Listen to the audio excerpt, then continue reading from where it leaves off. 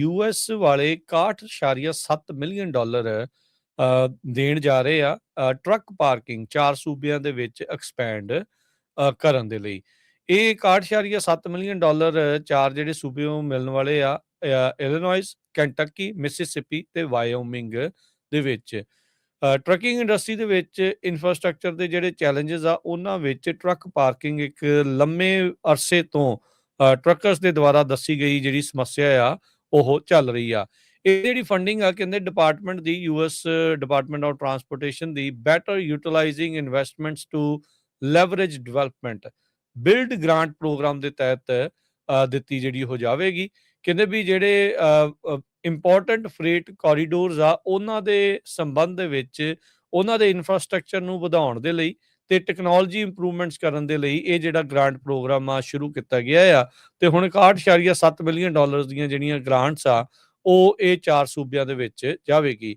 ਇਹਨਾਂ ਦੇ ਵਿੱਚੋਂ 25 ਮਿਲੀਅਨ ਡਾਲਰ ਕੰਟਕੀ ਨੂੰ ਜਿਹੜਾ ਉਹ ਜਾਊਗਾ ਜਿੱਥੇ 7 ਰੈਸਟ ਏਰੀਏਜ਼ ਦੇ ਵਿੱਚ ਕਹਿੰਦੇ ਵੀ ਪਾਰਕਿੰਗ ਐਡ ਕਰਨੀ ਹੈ ਤੇ ਨਾਲ real time parking information systems add ਕੀਤੇ ਜਿਹੜੇ ਹੋ ਜਾਣਗੇ ਤਾਂ ਜੋ ਪਤਾ ਰਵੇ ਵੀ ਕਿੰਨੇ ਖਾਲੀ ਆ ਤੇ ਕਿੰਨੀਆਂ ਪਾਰਕਿੰਗਸ ਉਸ ਦੇ ਵਿੱਚ ਭਰੀਆਂ ਆ।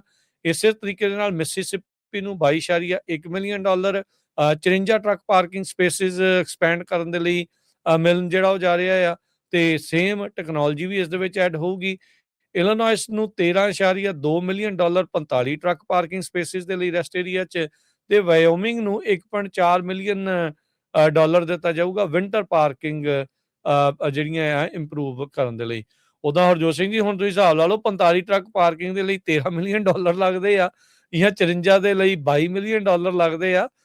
That's lot of money for so little ਜਿਹੜੀਆਂ ਟਰੱਕ ਪਾਰਕਿੰਗ ਸਪੇਸਿਸ ਨੂੰ ਜਿਹੜਾ ਉਹ ਲੈ ਕੇ ਇਹ ਤਾਂ ਟਰੱਕਰ ਹੀ ਵੈਸੇ ਦੱਸ ਸਕਦੇ ਆ ਵੀ ਕੀ ਵਾਕਈ ਟਰੱਕ ਨੂੰ ਪਾਰਕ ਕਰਨ ਦੇ ਲਈ ਇੱਕ ਪਾਰਕਿੰਗ ਨੂੰ ਬਣਾਉਣ ਦੇ ਲਈ ਵੀ ਲੱਖਾਂ ਹੀ ਡਾਲਰ ਜਿਹੜੇ ਉਹ ਲੱਗ ਜਾਂਦੇ ਹੁੰਦੇ ਆ। ਪਰ ਇਹ ਆ ਵੀ ਚਲੋ ਕੁਛ ਕੁ ਜਿਹੜਾ ਆ ਉਹ ਹਿੱਸਾ ਇਸ ਦੇ ਵਿੱਚ ਆਉਣ ਜਿਹੜਾ ਉਹ ਜਿਹੜਾ ਜਾ ਰਿਹਾ ਹੈਗਾ ਆ। 98% ਟਰੱਕ ਡਰਾਈਵਰਸ ਰੈਗੂਲਰਲੀ ਰੋਜ਼ਾਨਾ ਹੀ ਸੇਫ ਟਰੱਕ ਪਾਰਕਿੰਗ ਸਪਾਟ ਲੱਭਣ ਦੇ ਵਿੱਚ ਨਾਕਾਮਯਾਬ ਰਹਿੰਦੇ ਨੇ, ਸਟਰਗਲ ਕਰਦੇ ਨੇ।